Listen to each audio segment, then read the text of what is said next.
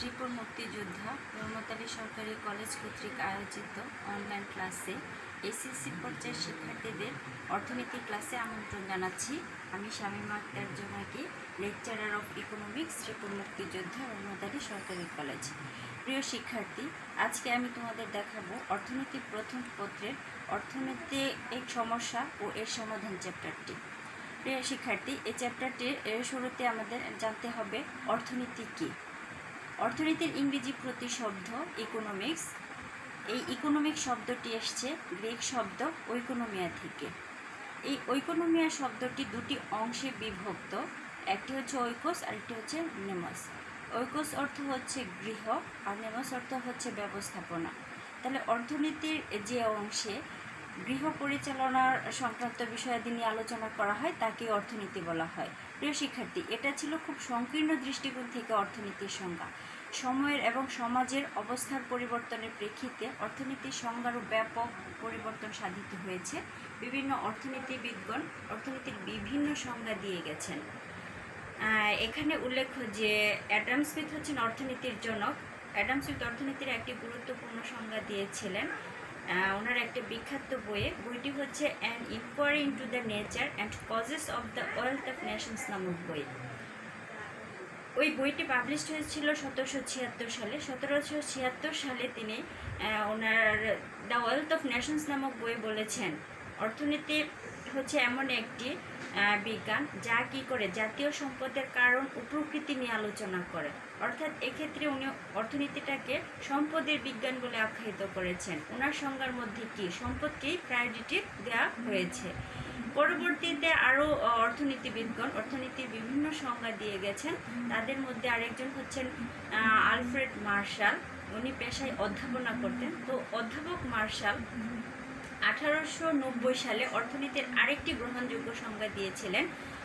উনি অর্থনীতিটাকে কি কল্যাণের বিজ্ঞান বলে আখ্যায়িত করেছিলেন। উনি এই সংজ্ঞাটি দিয়েছিলেন 1890 সালে প্রিন্সিপালস অফ ইকোনমিক্স নামক বই। প্রিন্সিপালস অফ ইকোনমিক্সে উল্লেখ ছিল যে অর্থনীতিটা হচ্ছে এমন একটি বিষয় যা কি করে মানুষের দৈনন্দিন জীবনের সাধারণ কার্যাবলী নিয়ে আলোচনা করে। প্রিয় শিক্ষার্থী, লক্ষ্য করো, এখানে কিন্তু অর্থনীতির কে কল্যাণের বিজ্ঞান বলে আখ্যায়িত করা হয়েছে এবং মানুষের কল্যাণটাকেই প্রায়োরিটি দেওয়া হয়েছে। যেখানে অ্যাডাম স্মিথ শুধু অর্থনীতিকে সম্পদের বিজ্ঞান বলে আখ্যায়িত করেছিলেন, সম্পদের উপর প্রায়োরিটি দিয়েছিলেন, কিন্তু আলফ্রেড মার্শাল এখানে মানুষ এবং মানুষের কল্যাণটাকে অন্তর্ভুক্ত করেছেন। প্রিয় শিক্ষার্থী, আমরা অ্যাডাম স্মিথ এবং অধ্যাপক মার্শালের সংজ্ঞাটি দেখলাম। এখন আমরা আরেকটি গুরুত্বপূর্ণ সংজ্ঞা দেখব অর্থনীতির। এই সংজ্ঞাটি দিয়েছিলেন লায়নেল রবিন্স। রবিন্স হচ্ছেন আরেকজন অর্থনীতিবিদ। উনি অর্থনীতির সবচেয়ে গ্রহণযোগ্য সংজ্ঞাটি দিয়েছিলেন। আর এই সংজ্ঞাটি দেওয়া হয়েছিল 1931 সালে, অর্থাৎ 1931-এ। উনি ওনার একটি বিখ্যাত বই আছে nature and significance of economic science নামক বইয়ে বলেছিলেন economics is the science which studies human behaviour as a relationship between its and scarce means which have alternative uses. অর্থাৎ এই সংখ্যায় উনি বলেছিলেন অর্থনীতি হচ্ছে এমন একটি বিজ্ঞান যা কি করে মানুষের অসীম অভাব পূরণ করতে সক্ষম হয় সীমিত সম্পদের বিকল্প ব্যবহারের মাধ্যমে। অর্থাৎ উনি অসীম অভাব এবং বিকল্প ব্যবহারযোগ্য সীমিত সম্পদের মাধ্যমে যে এটা পূরণ করা সম্ভব সেটা দেখিয়ে গিয়েছিলেন। অর্থাৎ তার সংজ্ঞার মধ্যে কিন্তু আমরা 3টি বৈশিষ্ট্য খুঁজে পাই। এর মধ্যে একটি ছিল যে অভাব অসীম, দ্বিতীয়টি হচ্ছে কি সীমিত সম্পদ, এবং নাম্বার 3 নাম্বারটি ছিল কি সীমিত সম্পদের বিকল্প ব্যবহার। অর্থাৎ এই সীমিত সম্পদকে বিকল্পভাবে ব্যবহারের মাধ্যমে কিভাবে অসীম অভাব পূরণ করা যায় এই দিকটি উনি দেখিয়েছিলেন। সেজন্য ওনার সংজ্ঞাটি একটি গুরুত্বপূর্ণ সংজ্ঞা।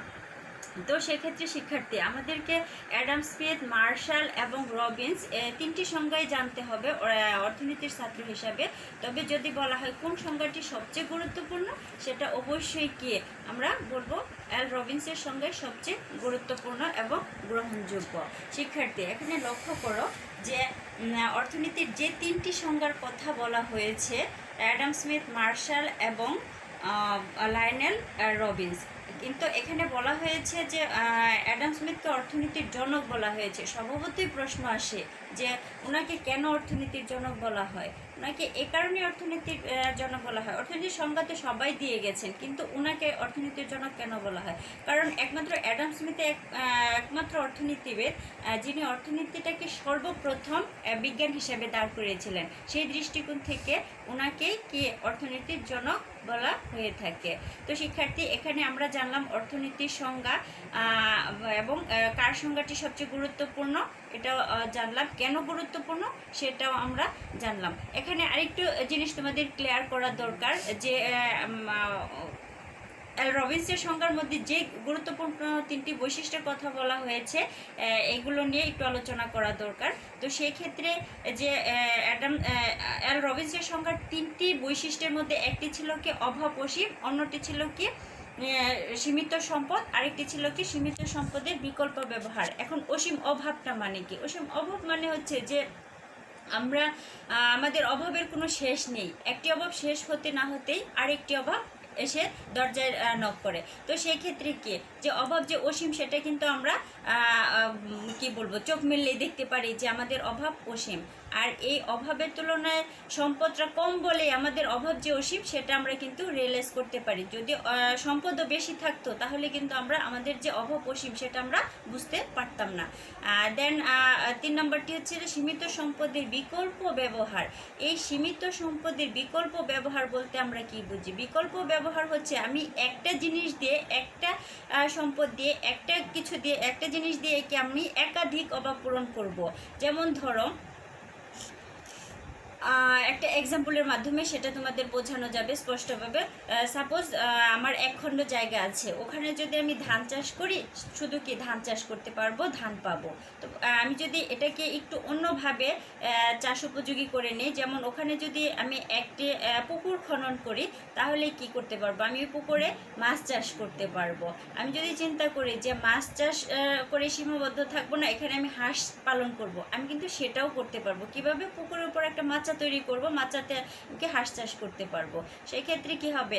হাঁসের বিষটা মাছের খাদ্য হিসাবে ব্যবহৃত হবে, আর হাঁস ওখানে কি থেকে সে তার বংশ বিস্তার করবে এবং ডিম দিবে। সে হাঁসের ডিম নিতে পারবো আমরা। তারপরে কি হাঁসের মাংস, আমাদের মাংসের চাহিদা পূরণ করবে। অর্থাৎ দেখো, 1 খণ্ড জমি থেকে কি আমরা একটা পুকুর খনন করলাম, ওখানে থেকে আমি মাছ পেলাম, আমি কি পেলাম? ওখান থেকে হাঁস পালন করে হাঁসের মাধ্যমে আমি কি মাংস পেলাম, ডিম পেলাম। আমার কিন্তু মাছের, মাংসের, ডিমের এই চাহিদাগুলো পূরণ হলো। এছাড়া আমি যদি মনে করি যে পুকুরের চারপাশে একটু সবজি লাগাবো, সেটাও কিন্তু লাগিয়ে আমি আমার সবজির চাহিদাও পূরণ করতে পারি। প্রিয় শিক্ষার্থী, একটু খেয়াল করো, আমি যদি এটা অর্থনৈতিকভাবে চিন্তা করি যে না আমি এটা এভাবে কাজে লাগাবো, অর্থনৈতিকভাবে এটাকে স্বাবলম্বী হতে পারবো, এটা বেশি আকারে উৎপাদন করে, বেশি আকারে যদি আমি ফলমূল শাকসবজি উৎপাদন করি তাহলে আমি কি অর্থনৈতিকভাবেও কি স্বাবলম্বী হতে পারবো। অর্থাৎ এটাই হচ্ছে সম্পদের বিকল্প ব্যবহার। অর্থাৎ একটি সম্পদ দিয়ে, একটি জিনিস দিয়ে আমি কি করব? একাধিক অভাব পূরণ করব। সাপোজ আমি তোমাদের ক্লাস নিচ্ছি, কি অনলাইনে ক্লাস নিচ্ছি মোবাইল ফোনের মাধ্যমে। এই মোবাইল ফোনটা কি আমি শুধুই ক্লাসের জন্য ইউজ করছি? না, সেটা কিন্তু আমি কথা বলার জন্য ইউজ করছি। বা আমার বাচ্চারা যখন গেমস খেলবে তখন কিন্তু এটা দিয়ে গেমস খেলতে পারে। যদিও বাচ্চাদের বেশি গেমস খেলতে দেওয়া উচিত না, কিন্তু ফর এক্সাম্পল তোমাদের বোঝার জন্য বললাম যে একটা মোবাইল ফোন দিয়ে শুধু কথা বলা বা ভিডিও করা সীমাবদ্ধ না, এটা দিয়ে কিন্তু আমরা কি অনেক কিছুই করতে পারি। তো এটাই হচ্ছে যে সীমিত সম্পদের বিকল্প ব্যবহার। আচ্ছা, এখন আমরা আশা করি যে অর্থনীতির 3টি সংজ্ঞায় আমরা জানলাম এবং সংজ্ঞার মধ্যে যে খুঁটিনাটি বিষয়গুলো ছিল সেটাও কি আমরা রিয়েলাইজ করতে পেরেছি। তো একজন অর্থনীতির ছাত্র হিসাবে আমরা কিন্তু এই 3টি সংজ্ঞায় মনে রাখবো এবং 3জন অর্থনীতিবিদের নামগুলো মনে রাখবো। তাদের বিখ্যাত বইগুলোর নাম আমাদের জেনে রাখতে হবে। তারপর এই বইগুলোর পাবলিশড সাল কবে সেগুলোকে আমাদের জানতে হবে। প্রিয় শিক্ষার্থী, এখন আমি তোমাদের আলোচনা করতে যাচ্ছি যে ব্যষ্টিক এবং সামষ্টিক অর্থনীতি কি এবং এদের মধ্যকার পার্থক্য। What is micro economics and macro economics and what is the relationship between micro and macro economics. প্রিয় শিক্ষার্থী, এই মাইক্রো এবং ম্যাক্রো কথাটা কিভাবে আসলো আমাদের কাছে? মাইক্রো এবং ম্যাক্রো কথাটা আসলো যে 1933-তে রাগনার ফ্রেশ নামক একজন অর্থনীতিবিদ অসলো বিশ্ববিদ্যালয়ের অধ্যাপক ছিলেন। অসলো বিশ্ববিদ্যালয়ের অধ্যাপক রাগনার ফ্রেশ এই অর্থনীতিটাকে আলোচনার সুবিধার্থে অর্থনীতিকে কি দুই ভাগে বিভক্ত করেছিলেন। একটি ছিল কি মাইক্রো ইকোনমিক্স, একে বলা হয় ব্যষ্টিক অর্থনীতি, আর একটি ছিল সামষ্টিক অর্থনীতি, যাকে ইংলিশ ভার্সনে বলা হয় ম্যাক্রো ইকোনমিক্স। প্রিয় শিক্ষার্থী, এখন আমরা জানবো মাইক্রো এবং ম্যাক্রো ইকোনমিক্সটা কি। মাইক্রো শব্দের অর্থ হচ্ছে ক্ষুদ্র। এই মাইক্রো শব্দটা এসছে কি গ্রিক শব্দ তোমার মিক্রোস থেকে। আর ম্যাক্রো ম্যাক্রো শব্দের অর্থ হচ্ছে কি বৃহৎ বা বিশাল। আর এই ম্যাক্রো শব্দটা এসছে কি গ্রিক শব্দ ম্যাক্রোস থেকে। প্রিয় শিক্ষার্থী, এখন আমরা যদি মাইক্রো ইকোনমিক্সকে সংজ্ঞায়িত করতে চাই তাহলে এরকম হবে যে অর্থনীতির যে শাখায় অর্থনীতিটাকে ক্ষুদ্র ক্ষুদ্রভাবে বিভক্ত করে পৃথক পৃথকভাবে পরিবার, বিভিন্ন সংস্থা, এগুলো সম্পর্কে আলাদা আলাদাভাবে আলোচনা করা হবে, সেটা হবে কি মাইক্রো ইকোনমিক্স। অর্থাৎ মাইক্রো ইকোনমিক্স আলোচনা করবে একজন ভোক্তা বা উৎপাদকের আচরণ নিয়ে আলোচনা করবে, তারপরে একটি দ্রব্যের চাহিদা যোগান নিয়ে আলোচনা করবে, তারপরে ব্যক্তির উপযোগ, তারপরে আয় ব্যয়, তারপরে একটি ফার্মের উৎপাদন, এই সমস্ত বিষয় নিয়ে ক্ষুদ্র ক্ষুদ্রভাবে পৃথক পৃথকভাবে আলোচনা করবে। এখানে সামগ্রিক কোনো আলোচনা আসবে না। আর সামষ্টিক অর্থনীতি হচ্ছে অর্থনীতির সামগ্রিক বিষয় নিয়ে আলোচনা করবে, অর্থাৎ অর্থনীতির যে শাখায় সামগ্রিক বিষয় সম্পর্কে আলোচনা করা হয় সেটা হবে সামষ্টিক অর্থনীতি। যেমন এখানে ব্যক্তির ভোগের পরিবর্তে আলোচনা করা হবে কি তোমার জাতীয় ভোগ, জাতীয় বিনিয়োগ, তারপরে জাতীয় আয়ের পরিবর্তে জাতীয় ভোগ, একজন ব্যক্তির আয়ের পরিবর্তে এখানে জাতীয় আয় নিয়ে আলোচনা করা হবে। আর তোমার ব্যক্তির ভোগের পরিবর্তে জাতীয় ভোগ নিয়ে আলোচনা করা হবে। ব্যক্তির ভোগের পরিবর্তে কি ব্যক্তির বিনিয়োগের পরিবর্তে জাতীয় বিনিয়োগ নিয়ে আলোচনা করা হবে। এছাড়া কি সামগ্রিক চাহিদা, সামগ্রিক যোগান, এই বিষয়গুলো অর্থাৎ সামগ্রিক বিষয়গুলো সামষ্টিক অর্থনীতির আলোচনায় আসবে। প্রিয় শিক্ষার্থী, আমরা ব্যষ্টিক এবং সামষ্টিক অর্থনীতিটা কি সেটা জানলাম। এখন আমরা জানবো হোয়াট ইজ দ্য কি ডিফারেন্স বিটুইন দ্যাম, তাদের মধ্যকার কি পার্থক্যগুলো কি। পার্থক্যের যদি আমি বলতে চাই তাহলে সেটা স্বভাবতই কি আসবে যে এটার উৎপত্তিগত পার্থক্য। তো আমি তো আগেই বলা হয়েছে যে উৎপত্তিগত পার্থক্যটা কি, যে ব্যষ্টিক অর্থনীতির ইংরেজি প্রতিশব্দ হচ্ছে মাইক্রো ইকোনমিক্স। মাইক্রো শব্দের অর্থটা কি ছিল ছোট, এবং কি এই মাইক্রো কথাটা আসছে কোত্থেকে গ্রিক শব্দ মিক্রোস থেকে। আর সামষ্টিক অর্থনীতির ক্ষেত্রে কি হবে, সামষ্টিক অর্থনীতির ইংরেজি প্রতিশব্দ কি ম্যাক্রো ইকোনমিক্স। এই ম্যাক্রো শব্দের অর্থ হচ্ছে বিশাল বা বৃহৎ। আর এই ম্যাক্রো কথাটা আসছে কোত্থেকে গ্রিক শব্দ ম্যাক্রোস থেকে।